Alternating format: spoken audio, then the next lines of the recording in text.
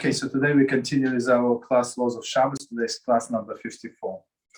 We start with Sefer Shmiras Lashon. It's page 161. And topic is evil epitomized. Okay. The Talmud states in Sota 42a, 4 groups will never be allowed to stand in the presence of Shekhinah, divine presence. I just learned about it 20 minutes ago. Okay, okay. Scoffers, right? Who like to laugh. Everything should be funny, right? So liars, flatterers, right? They say no, you're tzaddik, you're a big tzaddik, even though he's intermarried, right? Or he's driving on Shabbos, or he works on Shabbos. No, you're tzaddik, flatterers. Right, so Shekhinah is not going to be there. And those who speak Lashon Hara. With regard to the last group, it is written, Tehillim 5:5, for you are not a God who desires wickedness. No evil, Ra, sojourn with you. HaShem does not like all these people, all these things. Right? I have a question. Why doesn't it count as a mitzvah to flatter in order for tzedakah? For like my shul, why doesn't it count as a mitzvah? Flatter. I mean, you can say the truth. Like for example, the guy is Michal Shabbos. So it's not first. It's not allowed to. 1 second. It's not allowed to praise such a person because you publicly giving support to his ways. Mm-hmm. And I say, so privately you can thank him and thank you very much that you donated and stuff like that, but not publicly. So when you do it privately, so you're acknowledging what he did. So because we cannot be ungrateful, right? It's not the Jewish trait to be ungrateful. But on the other hand, you don't want to publicize it. So to be a rabbi of the shul, to be this leader, I don't know. I think me personally, I think they're going to kick me out in another day too. You know, so I'm not going to survive because I'm bad, but I don't know what to do. Basically, you know, you have to be such a big politician or be strong rabbi that said it's my shul. That's it's going to be okay. You're Michal Shabbos. You're on hold, basically. Okay, continue. The wickedness referred to here is that of Lashon Hara. As the psalmist goes on to say, for in their mouth there is no sincerity. The inner thought is treacherous. The habitual speaker of Lashon Hara is called Ra, evil. And the sages state, Rab Chama Bar Hanina said, whoever converses with his neighbor, dines with him, and then speaks Lashon Hara against him is called Ra, evil by HaShem, a goddess Mishle. So that's always that's what's going on. Like who the people are talking about. The guy that is not here. Well, how is the Chaim? Okay, Chaim is not here. Okay, so we can talk about Chaim. Right, but yesterday you were on Ber Mitzvah of his son. You drank all of this, I don't know, whiskey. I don't know, ate his steaks. Now you're talking bad about him. You understand? That's what HaShem cannot stand. Whatever words a person utters on this world are recorded above. In a message we find that Dvarim Rabbah 6:5. Let not your mouth bring guilt on your flesh. Kahelis 5:5. So basically, people with their stupid speech. I mean, nobody's asking them, right? That they initiate the speech, and now they bring guilt on the flesh. How is this? When the mouth speaks Lashon Hara, it sins against the body and brings punishment upon it. So basically, the mouth, the tongue spoke. And now the whole body and the whole soul is going to suffer. Right? Continue. And do not tell the emissary that it was an error. Do not say, I will go and speak Lashon Hara, and no one but the listener will know about it. So people, especially when juicy lashon hara, they would run and tell like everybody. And most of the people cannot contain the secret. Like I never forget, it was one person, and he started coming like every Friday night. He would come to my house and we'll learn and stuff like that, and not only like even on a weekday. And he told me about secret about his life, about pasta. Okay, told me and he asked me not to tell anybody. Okay, he told me not to tell, and then then he said even your wife. I said okay, even my wife, no problem. And then it was conversation. My wife was not there, so he reminded me the secret. I said, "Don't tell him." I said, "Okay, you told me. Okay, yeah, I'm not telling. I mean, you told me if I can keep I can keep the secret. That's it." And then sometime later, my wife also was there, and he started telling the secret double quote. So now okay. So I asked him like later on, you told me to keep the secret. It was only for me to know. Now you told me about what is it? He said no, but I figure you would tell her anyway. You understand? So people are like crazy. Like why were you told me not to say, and but in the same time you assume that I did opposite what you asked me. Like it's crazy people. So don't say that it was an error. I didn't mean to. No. It's too late basically. Say the Holy One, blessed be He. Say to the Holy One, blessed be He. Know that I will send an angel who will stand next to you and record every word that you speak against your fellow. So as we know from Kabbalah, there are 1,000 angels that follow us every second, 10,000, whatever they write down, and everything that we do and everything that we send, and it's all going to be played to us on a time of judgment. That's for sure. All right, so we stop here, and we continue with our laws of Shabbat. So today, can I ask something about the recent topic? Yes. For example, if I have some colleague in doing a job, sharing a job, and I am asking him when you will finish, because I am not receiving any news about this work being done. Mm-hmm. Is this person allowed to publicize or to talk to another person about his discomfort of me asking him several times? I don't know. I would say so. So he sees if you would tell telling you that you like bullying him, right? That there is a problem with you that are pushing him, right? So that's he sees it as a negative trait of yours.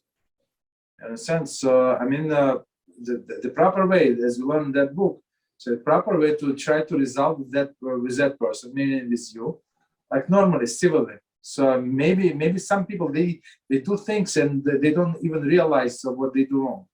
But if you tell them that I do not appreciate, I don't like, I mean, I go by my own schedule, I have this and this, I was sick for 5 days, so now I'm going to do it, just give me some time, so he would back off, basically. But if he, for example, if he is not, decides not to say to me anything, for example, please, I'm being busy, I need more time, and he decides not to say anything to me, just to ignore the messages. It's pure Lashon Hara, exactly. He has no right to he's not allowed to say to anybody else before complaining to me. I mean, it's not complaining. Like maybe you did not notice. Maybe you ask him 2 times, and then you forgot. You have a million other things on your head. You understand? So you ask 3rd time. I mean that's it's happened. It's not like you bullying him. You against him. And I always talk to people. I ask this because many times in the Reuven's shiurim, I heard that when talking about Lashon Hara, permitted Lashon Hara, it is the best no, the best. The first thing is to try to in private to talk to the person. And But then that's exactly what we said, right? That's exactly what we say. You try to talk to him. Maybe he didn't mean to. Maybe he didn't know. Maybe this. Maybe that. Don't decide right away that that person who is doing, like in your mind, doing something bad to you, that he's evil person. Maybe he does not know that that's his nature. That's how he behaves. It's not against you. Like some people like talk like intimidating, like big guys, like loud and stuff like that. But that's their way. It's not like he's against you or something. Like that's his way. Understand? Okay. All right. So we're on page 300, Baruch Hashem, and chapter number 19. So we starting today with new melacha. Maybe we're going to finish even today with Hashem. So the topic is winnowing, zoreh. Okay. So we're going to explain what winnowing. So number one, the av melacha, zoreh, winnowing, is one of the 39 avos melachas that are prohibited on Shabbos. Winnowing was required for the construction of the Mishkan to separate the part of the plant used for dyeing from the unusable chaff.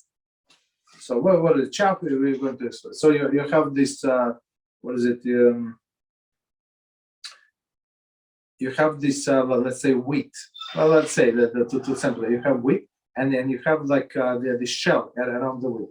So you're not going to eat the shell. You want to eat like kernel. That's like what inside.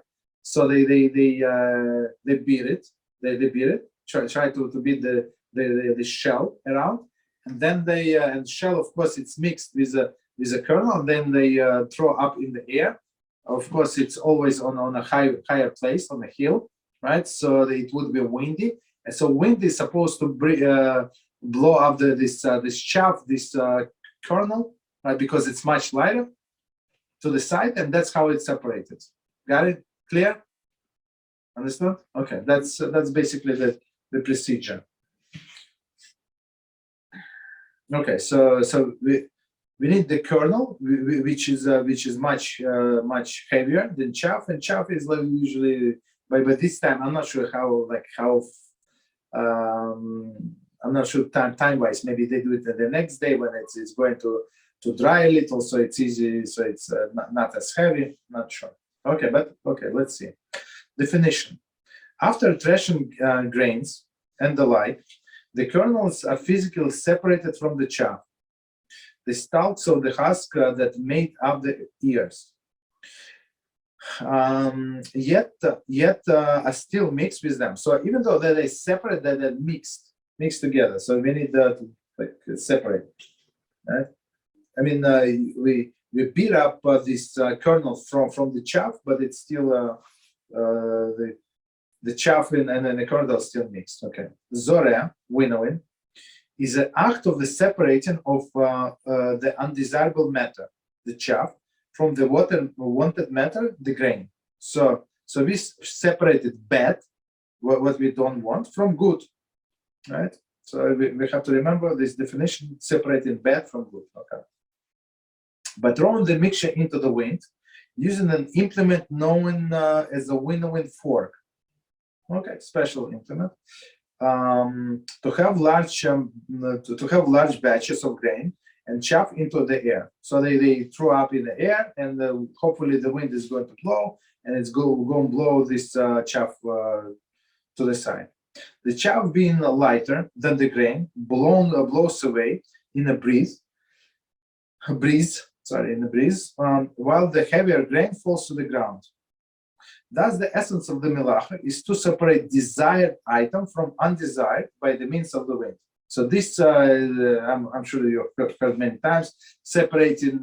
So we're not allowed to separate on Shabbos, right? That's exactly what we're going to learn today with HaShem. So part number three, to which item the melacha applies. The biblical, the melacha de'araisa, biblical prohibition, applies only to items that grow from the ground. Simple, grow from the ground. There is a grain grain, peanuts, of course, nuts, all of these things. Okay. However, there is a rabbinical prohibition to winnow even items that do not grow from the ground. Meaning, we're going to learn, for example, eggs. Right? They don't go from the ground, but you want to separate this shell, the egg shell, from the egg. Methods of doing number 4. Methods of doing melach, doing the melach. A. How throwing is done. One transgresses the melach of winnowing by using any type of implement that fit the task, with a winnowing fork, shovel, spade, or a winnowing machine. Furthermore, even if the mixture is thrown into the wind by hand, one transgresses the melach. So basically, if he does, so like to translate what it says here, to simplify what it says here. So if you do it in a normal way of doing things, so you transgress a biblical melach. So if you're doing this implement, this fork, this shovel, this spade, whatever you're using, or wind machinery, or even by hand, because it's a normal way of doing. So that's one person transgresses this melach. B. Sources of the wind. Right, so as we said, something should blow. The melacha is transgressed where the wind is produced naturally or artificially. As long as the items become separated through the action of the wind, the melacha of winnowing is transgressed. Therefore, it is forbidden to separate items using the wind or fan, and even with the wind created by a person's blowing. Right, so you have on your palm some things, so you want to blow out these things that you don't want. That's the problem. I have a question. Number 5, yes. Let's say I take this stuff into my hand that I don't want, right? And I just drop it. Now, there's a problem with this. Why? Because when I drop something, let's say I drop 2 balls, okay? Now, both of them, by the time that they're in the air, are separated. But by the time they fall, they're right next to one each other. So does that count as separation or no? I missed the beginning. You took 2 balls. Right? No, I'm saying just like you took the undesired stuff over. Yeah, I'm saying just like you took the undesired stuff over here, right? Then you took it into your hand. Then you dropped it, right? Okay. Oh, okay. I see. No. This is okay. So I'll take back what I said before. That this it's also separation when I was talking about eggshell, but I just realized it's a different melacha. I mean, it's also separation, but let's maybe okay. So let's continue reading. Maybe I don't want to confuse. I don't want to confuse. Let's continue reading. But in your example, you separated good from bad. The good that you want was separated, and you still taking the bad. You still holding the. Understood. Okay, so but let's continue. Maybe this is different color. Maybe okay, but let's continue. Amount required for prohibition. Okay, the amount of food one has to winnow in order to transgress melacha is that of dry fig. So dry fig, I don't remember what we said about dry fig.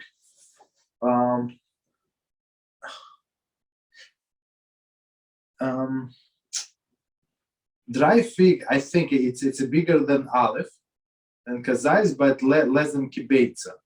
Kibeitza is double kazais. That's what I think the dry fig is. Okay, continue. Rabbinic prohibition.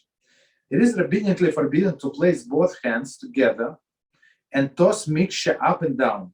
Right. So you're trying to get rid of some unwanted thing in order to cause the unwanted part to fall away. Likewise, it is forbidden to toss mixture from one hand to the other, so that unwanted matter fall away. In both of these instances, since the no blowing of the air current, is being used to separate the items, the Torah prohibition of winnowing does not apply. So in Torah prohibition, just to remind us, it's you want to use the wind. But now where you stand, there is no wind in the middle of your room. But if from you tossing from one hand to another, so it's like you're producing this air current, and it is prohibited rabbinically. Nevertheless, the sages were concerned that these activities, if these activities were permitted, they would lead to separate such items in a biblically prohibited manner. Nevertheless, it is permissible to take a mixture in one hand and wave it up and down to cause the unwanted matter to fall away. So like in one hand, okay? Since the separating this matter is unusual, so usually they toss up, and is unusual. The rabbis were therefore not concerned that it would lead to separate in forbidden manner. Okay. Doing so, however, is permitted only if one will use the wanted items right away. So if for immediate use, that's a different story. Okay. Next one, winnowing without separating. As mentioned above, the definition of the melacha winnowing is separating desirable matter from undesirable matter from desirable matter by the means of the wind. However, Rama, in Orach Chaim 3:19-17, cites the opinion of the Yerushalmi that definition of the melacha winnowing is dispersing the items by the means of the wind. Okay. According to the Yerushalmi, the melacha is transgressed even when no selection is being made. So just with wind, you disperse the items. Okay. Thus, for example, it is prohibited to spit against the wind, since the saliva will become scattered. Interesting, right? So you cannot spit against the wind, and probably don't do number one against the wind also, if you're outside. Over here, when we use the word scattered, do we mean as if when it goes into the wind, it comes into many pieces, or do we? Okay. Yes. But doesn't mean that something's going to get. Well, but and doesn't mean that something, like for example, I throw a ball that can't scattered. Yeah. Sorry, you're breaking up. Could you say it again about what's scattered? Could you say it again? So that's an example of being scattered. But let's say I throw a ball and I can't find it anymore. That doesn't count as scattered. No. Scattered is like many pieces. Understood. Almost, although most poskim rule that the halacha does not follow the view of Yerushalmi, meaning for scattered for no reason. He does not separate anything, right? Some poskim advise that one should refrain from scattering by means of the wind. Any items that grow from the ground. The category of items from the ground includes items that's nourished from items that grow from the ground. So we're going to see the examples. Since a person is nourished from the vegetation that grows from the ground, he's considered as an item that a person, right, grows from the ground. It's very interesting. We're going to use this idea later on, right? So it's not only item that grow from the ground, but item that is nourished from the ground, like a person. In regard to this halacha, grows from the ground, in regards to this halacha, and so is his saliva. So I mean a product of this person. Therefore, a person should not spit outdoors in the wind, will scatter the spit. The practical application. Throwing breadcrumbs. Some poskim advise that one should not throw the breadcrumbs from the height if they will be scattered by the wind. So commentary. It is forbidden to feed all ownerless animals on Shabbos. That's a separate prohibition. So, but let's say there is an Eruv, and there is I don't know, is it possible no animals? I don't know. So that's let's say he has this tablecloth, right, after Shabbos meal, and there are a lot of lot of crumbs, right? So and then he wants now to shake them off. So he cannot do it from the balcony, basically.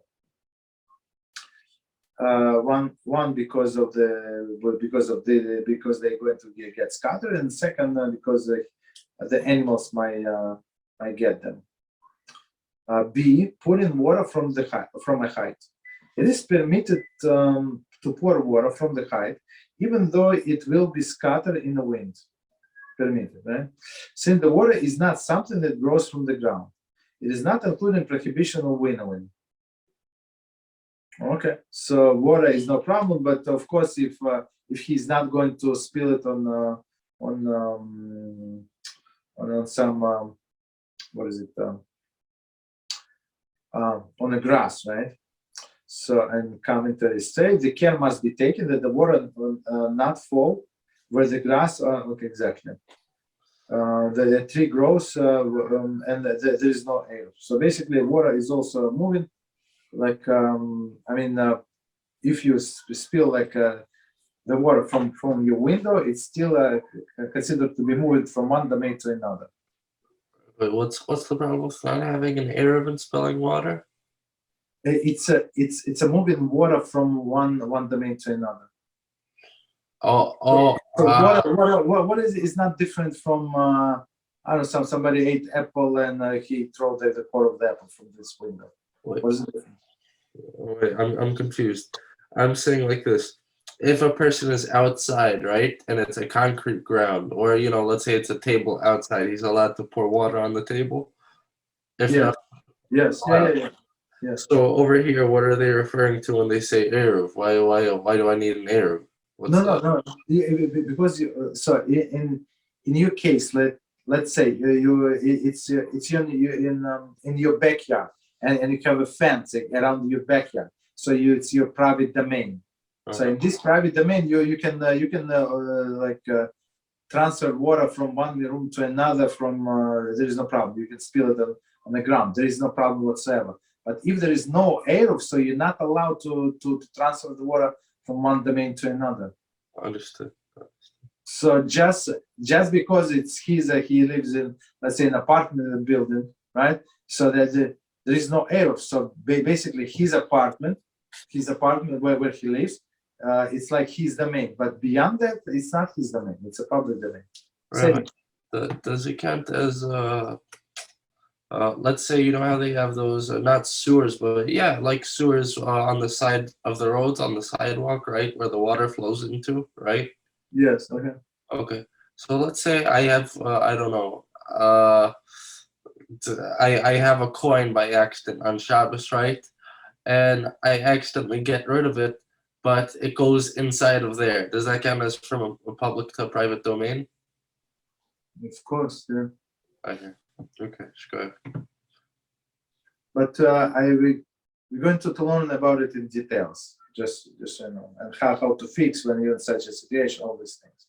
To be continued. Okay. So we're going to get to it. C, aerosol spray. Spraying a can of aerosol is not prohibited on account of winnowing. Like air freshener, right? Since it is not the wind that causes the scatter of the droplets, but the pressure of the liquid that is forced through the nozzle head. Okay. What's it called? Over here with the aerosol spray, why do they give this example instead of saying simply water isn't simply that this isn't something that grows from the ground? Aerosol spray doesn't grow from the ground, so it's not a problem. Exactly. I think it's a good. I think because we already said about water that it does not go through from the ground. So even though you're right 100%, that's reason applied. So, but they want do some separate example. So it looks like whatever. Let's say water. That doesn't matter. Let's leave it for a second. So it's like it's like a spittle, right? So you had in one concentrated place, and now it's going for sure. It's going to go it's going to scatter in different droplets. So they say there is no problem because there was no wind. But you're right 100%. They want to just bring different points. So from one example, you can bring different points. Understand. That's but you're right, 100%. D, adding water to vaporizer. It is permissible to add water to a cold water vaporizer. So hot water, basically, it's going to cook it, right? Vaporizer. Okay, so let's stop here. I mean, not stop, but okay. So maybe what I meant was sifting. So the next one. Yes, I think. Okay, so I apologize for confusion. So this is next malacha. So we're on page 308, and next malacha is sifting. Miraculous. Number one, av milacha. Miraculous, sifting, is one of the 39 avos milachas that are prohibited on Shabbos. During the construction of the Mishkan, herbs were used to produce various dyes for tapestries. They would sieve these herbs to remove their impurities. So basically, that's straightforward. They would grind. Of course, you need to somehow they. I'm not sure. We didn't get to grind yet. I'm not sure why. Did they do grind or not? That you cannot grind in small pieces. Did we do it or not? I'm pretty sure we did. We did. Okay, sorry. Okay, so we did. All right. So first you grind the herbs and then you sift it so to separate impurity. So you want the finest powder basically. That's what you want, right? So okay. Definition: the melacha of miraculous sifting is defined as a perfecting and mixture by removing the undesirable elements. So, right. So first of all, it has to be mixture, right? And you remove bad from good, as in previous malacha also, by means of utensil made for this purpose. Also, same concept, right? Or by hand, of course. And an example would be sifting flour with a sieve to remove impurities. That's a classic example. You have flour, you sift. Of course, we're not going to see the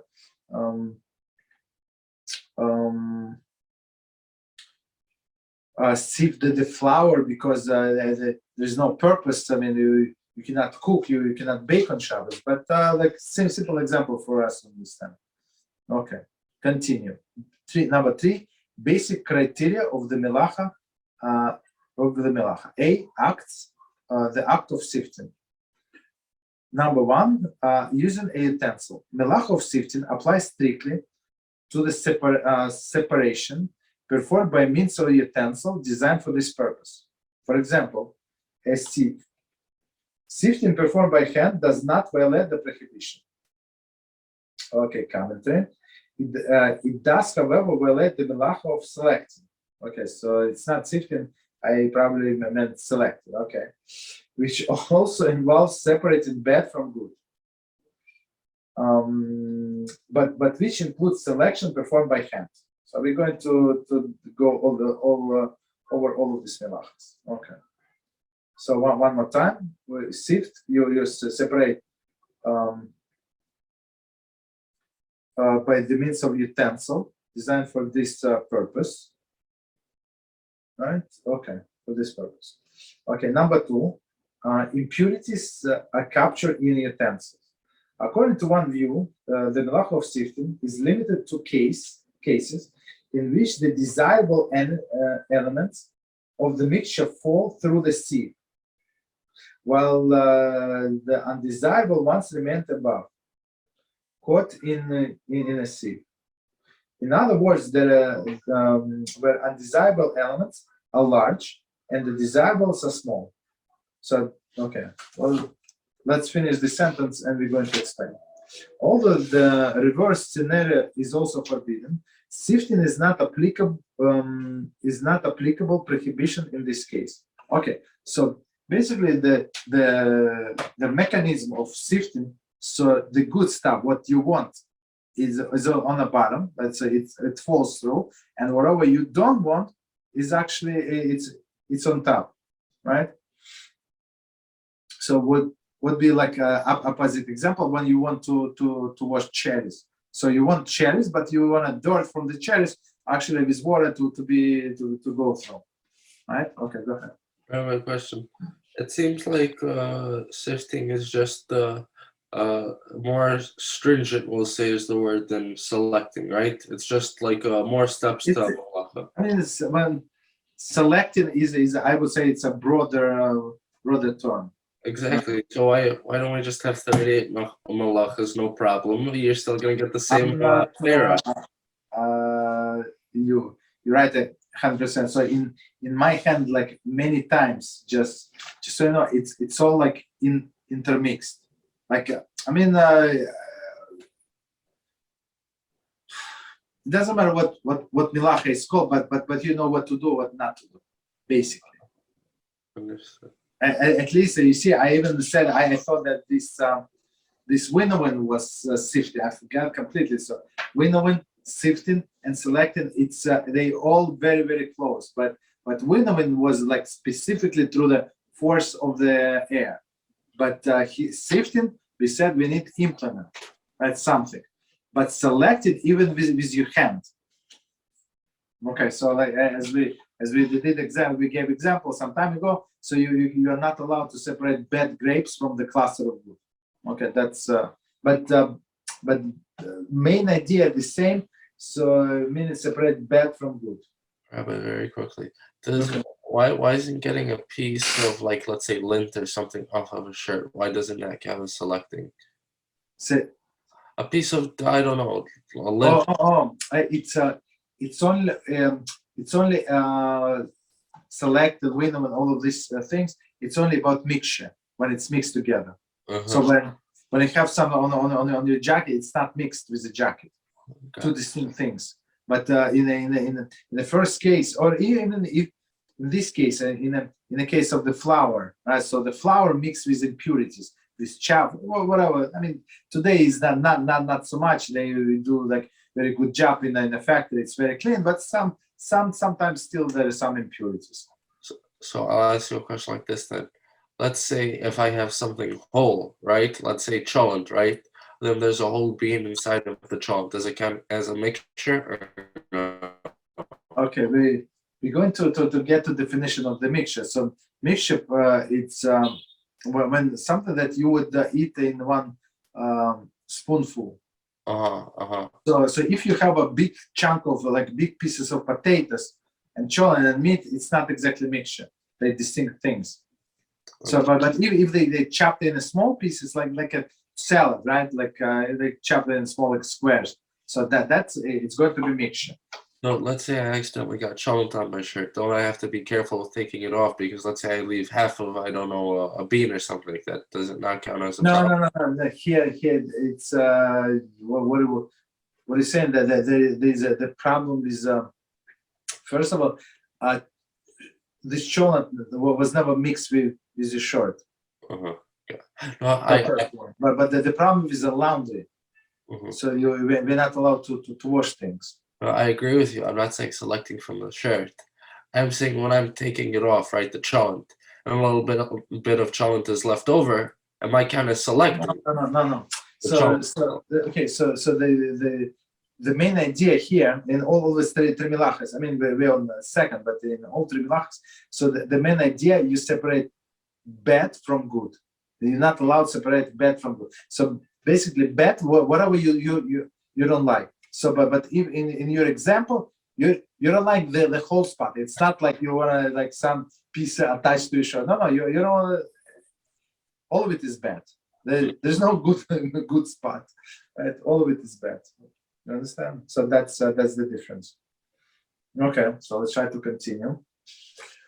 So they say also the last sentence, the verse is also true. So we're not allowed to wash, for example, cherries on Shabbos, right? In a utensil, right?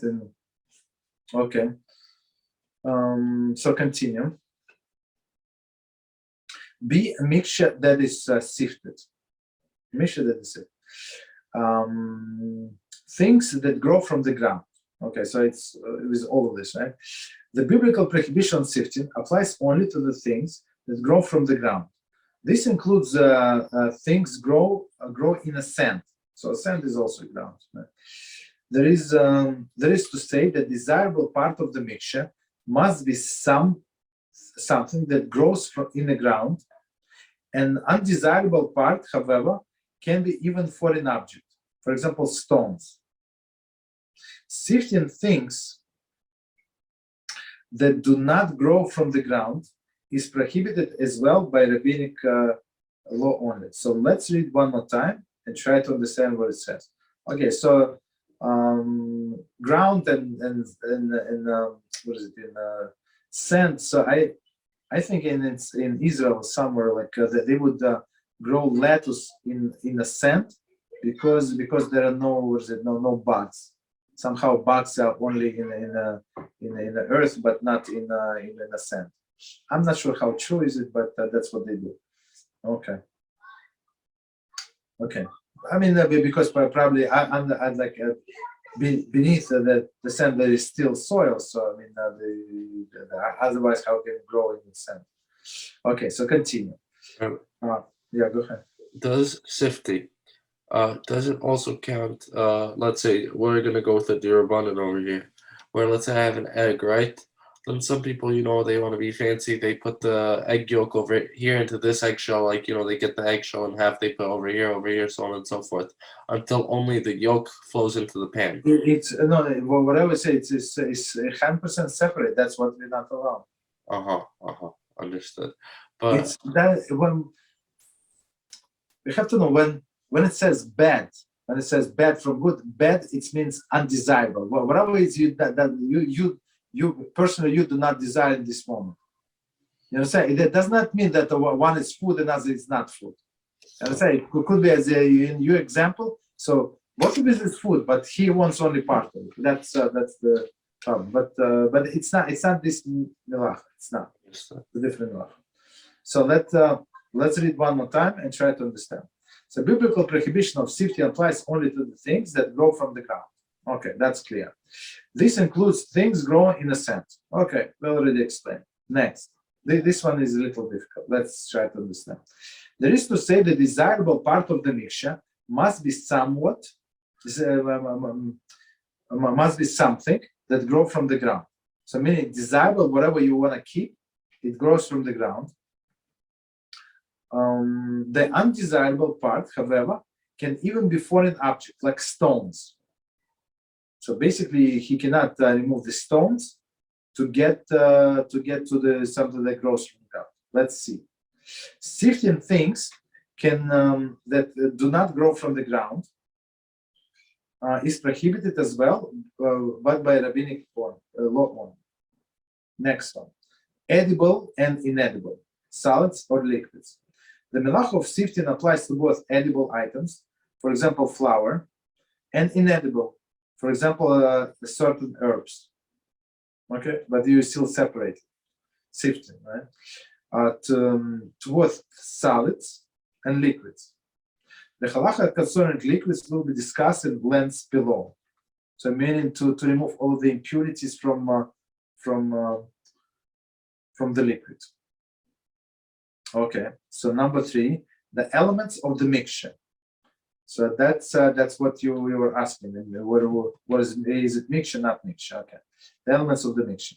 The melach of sifting is a separating that was undesirable from which is desirable in the mixture containing separate elements. So they must be mixed. So of course we need to give definition of the mixture, but they want them they're mixed together, and you want to separate one from another. So for example, like if you have a piece of chicken and you have potatoes, they're not mixed, right? Or you have piece of meat in your soup. The piece of meat is not mixed with the soup. Two separate things.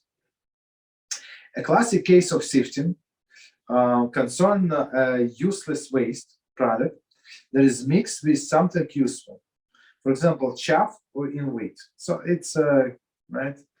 It's I mean here we say sifting without wind, just with implement. However, the melacha applies also where both elements are useful, but only one is desirable. For example, it is forbidden to sift or strain a mixture containing two types of food in order to separate the unwanted food from what is wanted. Okay, so for example, you have a soup and you want only broth, like liquid part, and you don't want vegetables, you don't want meat, you just broth, right? Generally, a collection of the different size items in a single type is not halakhically defined in mixture. So mixture, if they collection different size items, so they're not mixed, because you can see this is bigger, those are bigger pieces, they're smaller pieces, they're not mixture. Because they are not a mixture, one who sifts the items in order to separate them by size is not violating the prohibition of sifting. Okay. So by size is not, if it's the same thing, is not considered to be sifting. However, if difference in size affect the item's function, it is forbidden to purposely separate them on Shabbos. For example, one may not sift matzah meal that contains pieces of matzah. That's I think that's a good example. Although the meal that has pieces items of the single type, the pieces of matzah cannot be used in a place of matzah meal. Right. Therefore, so I mean, they say those are two separate things. So on pieces of matzah, you can. I mean, what is it? Okay, there. I'm not sure how like what you can do on full pieces, and you cannot do on a meal. I would say I guess maybe you cannot say hamotzi on a matzah meal if it's like in a powder form. You understand? But on pieces you can. Maybe that's what they mean. Therefore, they're deemed to be separate elements in a mixture, and so may not be sifted on Shabbos. So let me read one more time, and we try to understand this piece. However, if the differences inside affect the item's function, it is forbidden to purposely separate items on Shabbos. So if by the size basically matters, it's a bigger pieces or smaller pieces, even though it is the same thing. Right? For example, one may not sift matzah meal. So matzah meal, it's a crushed matzah, like pieces of matzah meal, that contains pieces of matzah. Although the meal and the pieces are item of a single type, the pieces of matzah cannot be used in a place of the matzah meal. So pieces of meaning, like in simple words, what people do, they want to bake cake. So we were talking about Pesach, right? So on Pesach you can bake cake only from special flour if you have one, or from matzah meal or whatever. So you just grind the matzah, you get make it flour, and you can bake cake. So basically you can bake cake from this matzah meal, from this powder, but you cannot bake cake from the pieces of matzah. You understand? So in this case, so the author is saying, so the size of these things do matter. A big difference. Okay. Therefore, they are deemed to be separate elements in the mixture. So I mean, it is still a mixture, separate elements, right? And so may not be sifted on Shabbos. Number 4, mixture must require sifting to be usable. Okay. The biblical prohibition of sifting applies only to the substance that cannot be used without removing the undesirable elements. Okay, so if you can do it without all of the separation, if it's still usable, it's not biblical prohibition. But if it's not usable in this current state, so it is prohibition biblical. one cannot use without the elements. Okay, continue. If, however, a substance contains some impurities, but would be used by most people anyway, one is permitted to remove impurities on Shabbos. So what would be example, like I think we're going to talk about water, filtering water on Shabbos. So most of the people do not care about this. I don't want. I want to take it back. Most people, some people do not care, and some people care very much about these impurities in the water.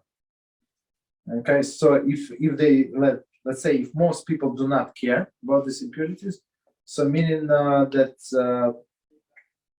you can remove it. I have a better example. Maybe you have orange juice with pulp, right? So some people, so most of the people do not care. I mean, it's a few pieces of orange. What is the problem? So basically, it's not mixed. So if you want to improve, you allow. But if you give to people who they're not going to drink with, and I know some people that would not drink the orange juice with pulp. So for them, it's like it is a mixture. Okay. The reason is that since the substance is usable as is, meaning this orange juice. I think let's take to orange juice example. The impurities are not regarded as separate elements, so it's part of this orange juice, right? Element, but a part of the main substance. Since there is no mixture, the melach of sifting cannot apply. So meaning you can drink this orange juice with a pulp, without pulp, meaning you do not care. So meaning it's not a mixture. Yes. Yeah. So what's it called? If it's a problem for me, and it will count as sifting as if I did it, can someone else do it for me or no? Who would drink it with the pulp? No, I mean if for example you would not drink it like on a normal day, so nobody can do it for you. So that doesn't matter. This person becomes your agent. And so whatever you're not allowed to do, he's not allowed to do.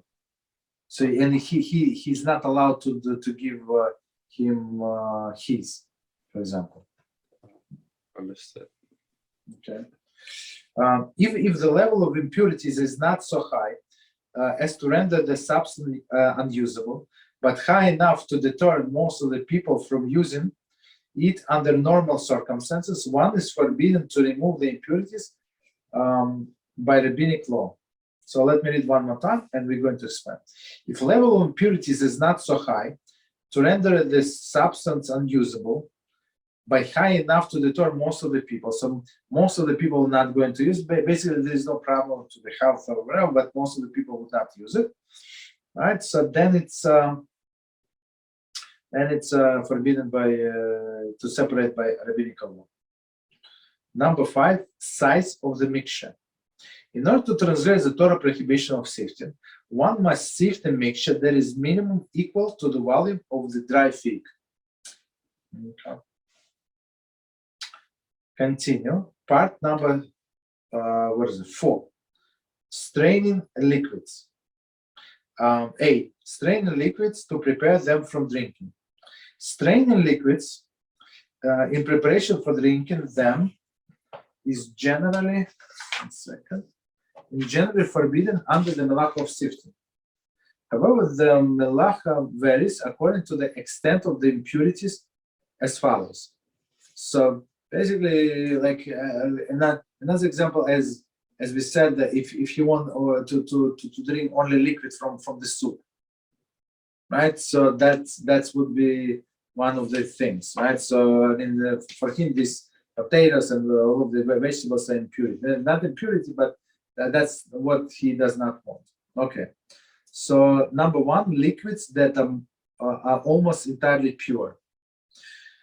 A liquid whose impurities are so minimal that most of the people will drink it, despite the impurities, may be filtered on Shabbos. Since the impurities do not affect consumption of the liquid, they and the liquid are not regarded two separate elements of the mixture. So, I mean, if you go back to our example with this orange juice with pulp, so I think it's my personal guess. Maybe I'm wrong. So most of the people would drink. So if they have a choice, they would buy in a store without pulp. But basically, if that's one is the only available, they would buy it and drink it. Right? No problem. Okay. So in this case, this pulp and the liquid itself, it's not mixture. Rather, the impurities are deemed to be part of the liquid. Okay, so look at part of it. Therefore, their removal does not constitute the act of sifting. So basically, he can remove all of these impurities, all of these pulps. In this case, one may perform the filtering even with utensils specifically made for this purpose. That is to say, he need not use the makeshift filter, such as cloth or garment. See below. Okay, we're going to explain. Accordingly, one may filter the tap water with a specifically made device attached to the faucet. Okay, so basically, you don't need to go to the cheesecloth stuff, so you can go just through the filter. Commentary. So meaning, if we're going about the filtered water, meaning that most of the people would drink as it is without this filter water. So it mixture with impurities is this water with impurities is not considered to be a mixture. So in this case, they say you can separate these impurities from the water, even from liquid, even in normal way. So you don't have to do like something like out of ordinary, just the regular way, just regular filter. Commentary. Note: if the liquid being filtered is water, one may not use a garment or handkerchief or a new piece of cloth as a filter. So meaning why? Because it's going to be like laundry, right? This is because the place of water upon these items violates the prohibition against laundering on Shabbos. So as we said, even with clean water, it's still considered to be laundry, right? We said it's like soaking. We say soaking is the first step of laundry. If one wishes to use cloth to filter the water, one may use only an old piece of cloth. Okay, meaning that he's ready to throw out. However, if the items mentioned above were designed for use as a filter, they may be used even with water. Right? The filtering of the other beverage, for example, wine, may be performed with any sort of cloth. So what is the difference between water and wine? So basically, we know that wine is going to spoil the material that the handkerchief or whatever we're trying to use. So that's why we're not afraid that it's like a laundry. It's not laundry. It's opposite. Okay. Accordingly, one may filter the tap water with a specifically made device attached to the faucet. This rule applies to everyone, but sensitive individual who cannot tolerate this impurity. So basically, he's the first time I think that we meet in this criteria when it says this works except this guy. Except this guy, because he essentially for him is disgusting and he's not going to drink water without filter. So for him it is a mixture. It is not allowed for him to filter. All right. So one more time the sentence. This rule applies to everyone, but sensitive individual who cannot tolerate any impurities. So for him, he would not drink this water unless it is filtered. This sort of person may not filter even this essentially pure liquid on Shabbos. So, right. So for him it is forbidden. For other people there is no problem. For him it is forbidden. Since the minor impurities prevent him from drinking the liquid, they are not regarded as a part of the liquid as far as he's concerned. So meaning it's not for him. These impurities in water are not part of the liquid. He wants to remove them completely. Right. So that's big deal. Therefore, the removal constitutes the act of straining. For him, it's straining. For me, it's not. I would drink without this filter, basically. Yeah, go ahead. One more time. When did you say that for you it's considered as if a problem? You said that if you would never have it, or when? or Okay, so let's go slowly. Two separate type of people. If for you there is no, you would drink this water without filter. Okay, you in your house, you're not in your house there is filter, and another your friend house there is no filter, so you would drink the tap water from the faucet. So okay, so in this case for you it's not mixture. Even you're aware of these impurities and you prefer it's going to be would be filtered, but you would drink, there is no problem. So for you there is no, it's not a mixture, there is something in there. We don't deny it, we're not stupid, right? But I basically I can drink with a filter and without filter. So in this case, one more second, so let me finish. You asked the question, let me finish. So in this case, it says that this person can use filter just to improve it. Okay, I'm okay as it is, but if I can improve, I can improve. But if person says I'm not going to drink without filter, so for him, meaning what? For him, it is a mixture of water and impurities. So he wants to remove these impurities, and when it is a mixture, it is absolutely forbidden to use a filter. I understand, but I'm saying, let's say there's a person, and like he would not drink unfiltered water unless it's dire circumstances, right? For him, does it count as sifting or no? Yes. Yeah. So I mean, okay, yeah. So meaning that he will go summer, he's going to wait another 6 hours until the Shabbat is over, because he I mean, if it's so hot and humid and he's about to faint from the heat, he will drink. That's not considered to be like it's pikuach nefesh. It's different. Understood. Yeah. So that person. So it's a first time. I think if I remember correctly, if it's the first time that we have this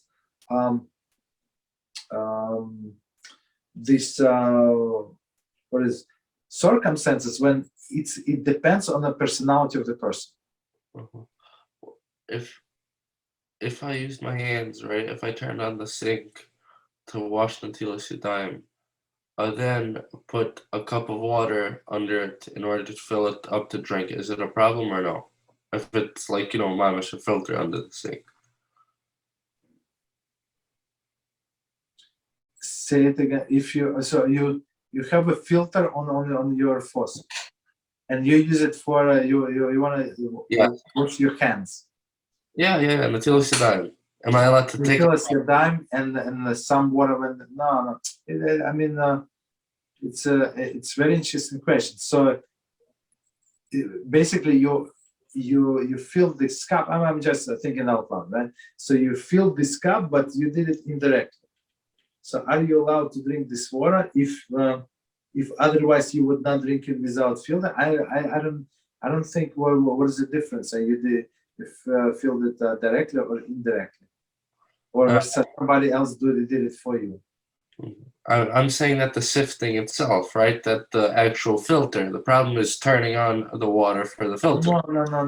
No. So even that person. I mean, you gave a great example. Even that person who would not drink this water, he does not mind to wash his hands without the filter.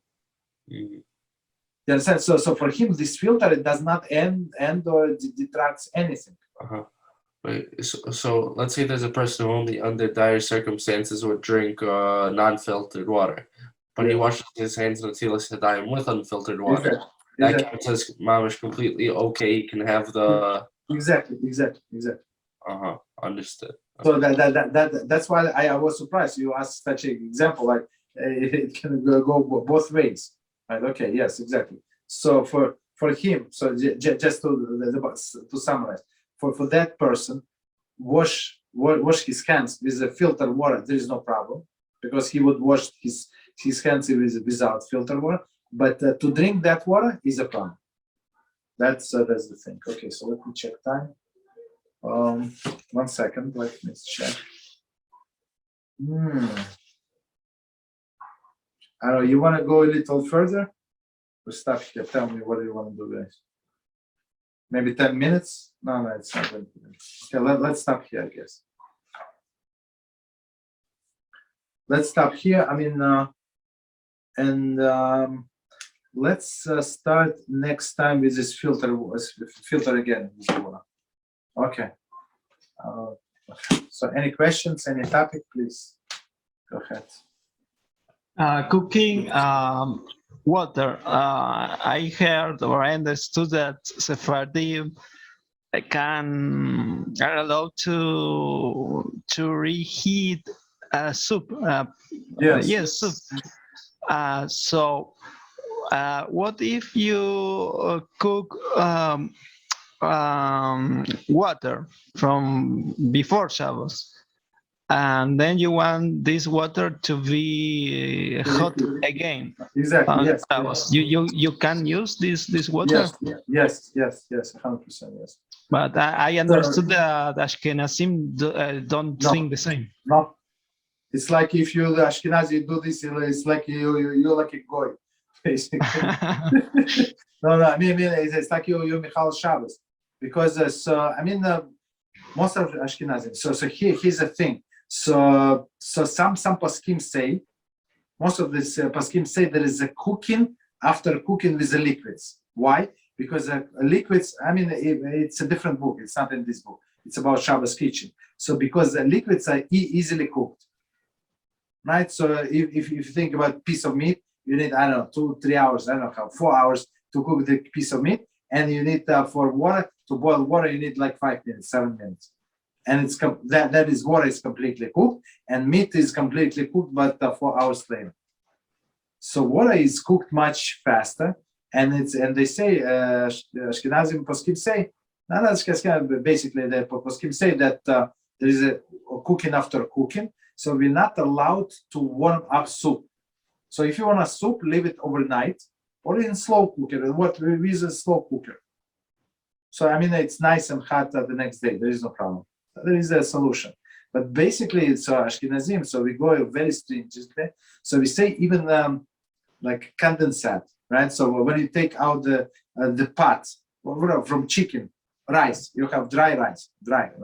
So you take it from refrigerator in the morning, on Shabbos morning, and if you open up, there is the water, that was condensed, right, from the heat on the top of the lid. So we take the napkin and we wipe, make sure that it's clean, completely clean.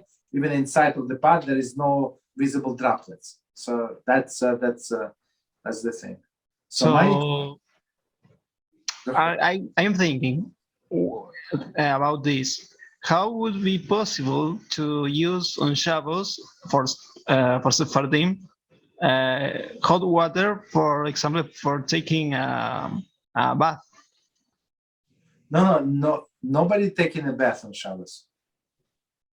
It's forbidden to take a bath? No. Washing hair? No. Also forbidden? There's forbidden. The only washing is hands and face. Yes. Oh, all right.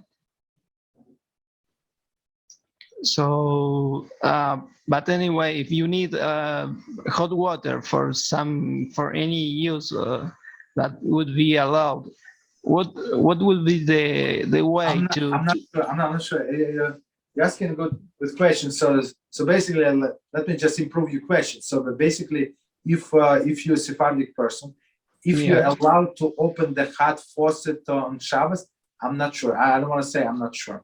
Because if you can cook soup, reheat soup. No.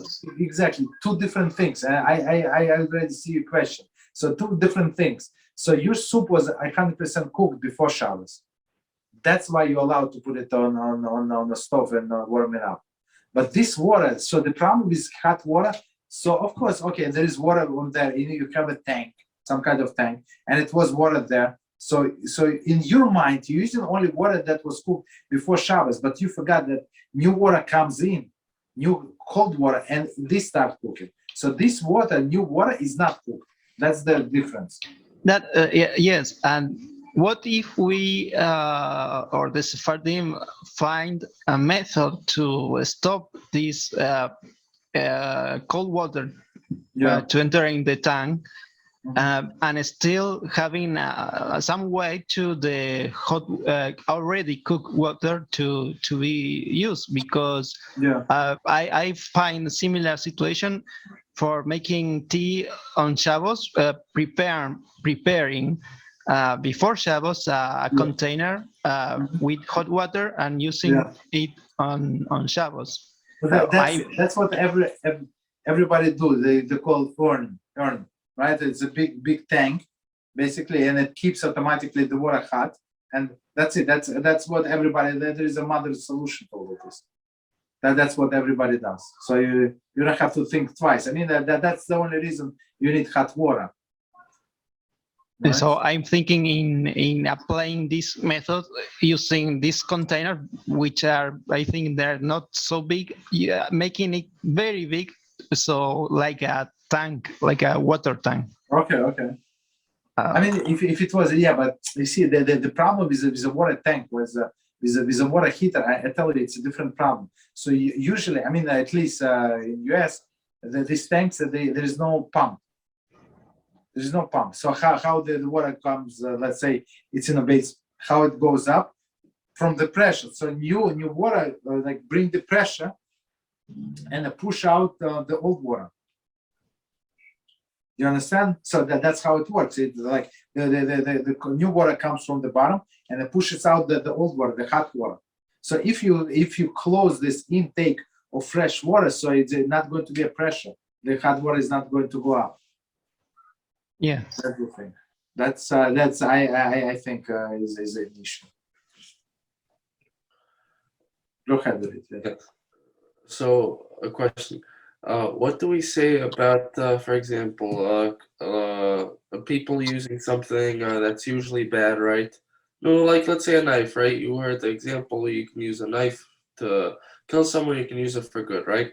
Yes. So my question is like this: does that also apply to things such as, I don't know, if I have, let's say, some, rock music, heavy metal, and, Yidden start singing it, right? Kosher stuff, right? Right away, okay, it doesn't fit right with me. If someone took Superman, slapped a Jewish man on him, everything. Exactly. So when do we say good and when do we say not so good, even when we make it kosher? We'll say it that way. So it was never made kosher. It was made kosher in that person's mind. You understand? Most of the music, like they say religious, there's nothing religious about it. Like they have the orchestra. So if they change the lyrics and say and sing it for the, they say, it's our music. So what was the difference? Understand that there is a difference prohibition of. I don't want to confuse you, but since the destruction of the base of they say you're not allowed to listen to the music, unless it is for a wedding, on a wedding mitzvah, stuff like that. But otherwise, it's not.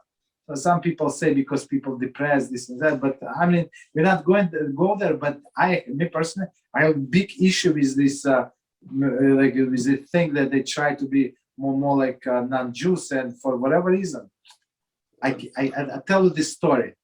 About what you're asking and how Jews try to be like imitate not Jews. So this story was told by our great Chafetz Chaim Zatzal, and he said it's like story parable, right? So it was when they just invented the trains, right? These big trains like without electric. It was work on a coal, make all the noise, stuff like that, right? So huge train, right? And it was one guy, Moshe. He never saw this train. He was living in some village, and it came to be that he was supposed to go in the Krakow, like a big city, and the only way, and the fastest way to get to the Krakow from his village. He never saw the train. He heard about the train, never saw it. Is to take this train, and they say in a few hours you're going to be in the Krakow. Said, okay, that's what I'm going to do.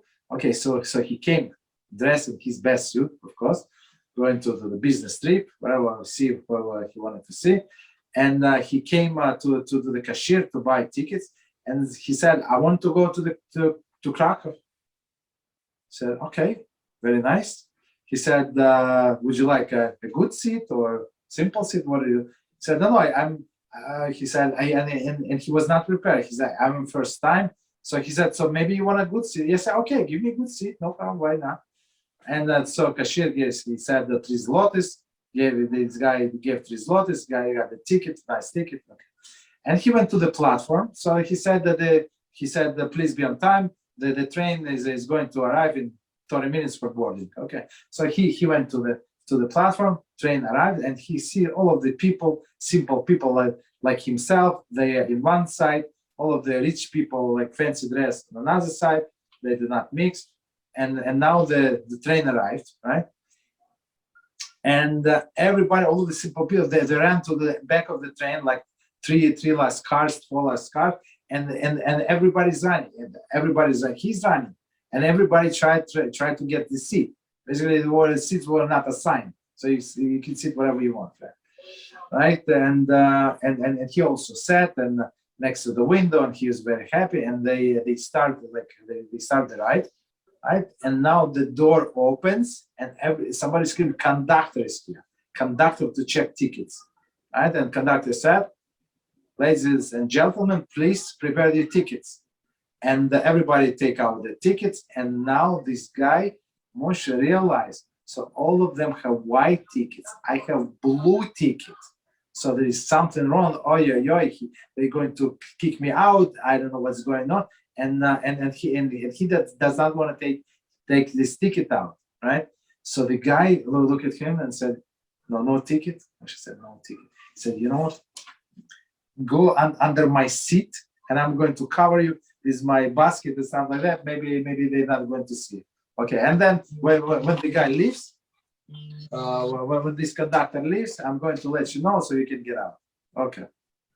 Moshe with his best suit, so he goes under the seat, and of course his boots sticking out. So the conductors come and said, "He's you guy under the seat, get out!"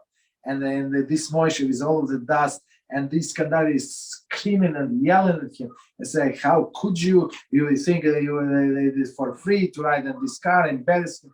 This and that. They said, "Why don't you buy a ticket like all of normal people? You see, all of these normal people have tickets." And this Moshe was so embarrassed. He said, no, please, mister, I have ticket, but it's wrong ticket. It's first time. He started explaining, I never saw the train. I bought probably wrong ticket. I said, "Okay, show me the ticket." Okay, so you think, you tell me that you have ticket, and you are trying to hide under the bench? Who you kidding? You okay? And then he takes ticket. And this blue ticket, this conductor said, you have a seat in the bed in the first class with a cushion, and it's a sign, and the waiters bring you drinks and food and everything. It's all included. It's very expensive ticket. It's here. Why did you? What's here? Well, what do you hit here? And he explained how it was, and I did not know. And then there were fancy schmancy people. I got used to this my crowd, and not he said this story. Okay, so Chafetz Chaim say that same with us. So we have ticket as when you're born a Jew, right? Have a ticket in the first class, in the best class. And what we do with this ticket, we hide this ticket and try to mix it with other people and be even worse than that. You understand? So Chafetz Chaim said, you have this ticket, use it. Don't embarrass yourself. Don't be like, as you say, kosher man slap on top of the Superman, and that's not the Jewish way. And say you have a great ticket, use it. Okay. Yeah, go ahead. Israel, yeah, go ahead. Are you allowed on some Yom Tov to use amplified voice or instrument? No. Instruments are never allowed. For example, the last holiday was Simchat Torah. Yeah. In that case, can you use amplified music? No. The thing, you're allowed to clap. On Simchat Torah, you're allowed to clap, but sing, and that's it. So the amplifiers in that day are put by other people. amplifiers, you're not allowed to use all those things. I ask this because I saw in the near the Western world some speakers and holiday. Okay. Let me clarify. Okay, I know exactly what you're talking about. So basically, in Israel, in the land of Israel, all of the holidays doubled. Oh, no, I'm sorry. In exile, all of the holidays doubled. So if they have 1 day of holiday, we have 2 days of holiday. So for them, Shmini Atzeres and Simchas Torah is 1 day. For us, 2 separate days. So basically, what they do, they have tradition. I don't know. It's a more. I think it's from Rabbi Cook, if I remember correctly. Maybe not, right? So they say we're going out to the streets and play music and play instruments and basically celebrate. Is it proper to play music and instrument next to the base of Mikdash when it was destroyed? Absolutely not. Absolutely not. It says clearly, and now sages say that you're not allowed, even for a wedding, which is a mitzvah, you're not allowed to have a musical instrument. I think if it's in an old city, or you not allowed to have drums. I don't remember exactly, but no, for sure not. So whatever people do, and they're all of the modern people, and they absolutely wrong, whatever they're doing. Halacha is for everybody. Nothing changed. It's still there is a destruction. There is a Muslim this dome of rock, whatever it's called, right? On top of the what exactly you celebrating? You understand? So okay, David, go ahead. Rabbi, when it comes to, let's say someone plays with their payas, is there a problem that he might pull out them? Like, let's say he pulls them out. Is it an avera? Like, if he accidentally pulls them out? On Shabbos? No, on a weekday. Does it count as like a... No, there is no problem. And also, let's say there's a Jewish song, right? So a group of people, Goyim, want to sing it in English, right? These Goyim worship Avodah Zarah, so on and so forth. Is there a problem listening to this song because their HaShem is different than our HaShem, or no? No, HaShem is the same, but I mean, why? Like, I don't know. You have an example? I mean, they actually said, I heard exactly what you say. I was walking in the street, and some Spanish people were playing Hashem Melech, Hashem Melech, Hashem Malach, Hashem Yimloch Le'olam. It's like in Spanish. I was like, whoa, you serious? I mean, there are other words they make rap out of it, but it's, I mean, that's what they did. Yeah. I mean, it sounds. I like it the way it sounds, but it's basically wrong. Understood. Okay. So basically, I mean, I think that's the way I see that Hashem does so many kind things for us. So we have to be happy for that we don't have all of the diseases, all of these sufferings that other people have. So just from knowledge of all of these things, you can be happy. This learning of the Torah, when you try to get closer to Hashem, and you know that with every word of the Torah, with every halacha that we cover, we're getting closer to Hashem. We see what exactly is on his mind, whatever it means. So and from this, and apologize, and just from this, you could be happy. So many years ago, I was like, I like to go to all of the gathering with music and stuff like that. And then, like, I saw like people, they just like music. That's it. So I mean, I thought maybe I said it before. Like, I thought that they're spiritual because they're dancing, they're jumping. They just like to dance and jump. Most of it. So, but if your spirituality comes from within, you don't need like external factors. But if I'm not sure if I had food under my bed, because mamish, let's say I saw it, like, let's say water bottles, right? Let's say I saw a pack of water bottles to the side of my bed, and I'm not sure, maybe before I took it out from under the bed, so on and so forth. Does that count as one doubt, and I'm allowed to have the water, and also the water? Yeah. Okay, understood. Especially if it's covered. So okay. All right. So we stop here. Yes. It's actually in Shulchan Aruch. I think it's a volume 1. We're going to get to it. Dangerous foods. That's one of the dangerous. Okay, so let's start here. So tomorrow, okay, let me stop recording a second.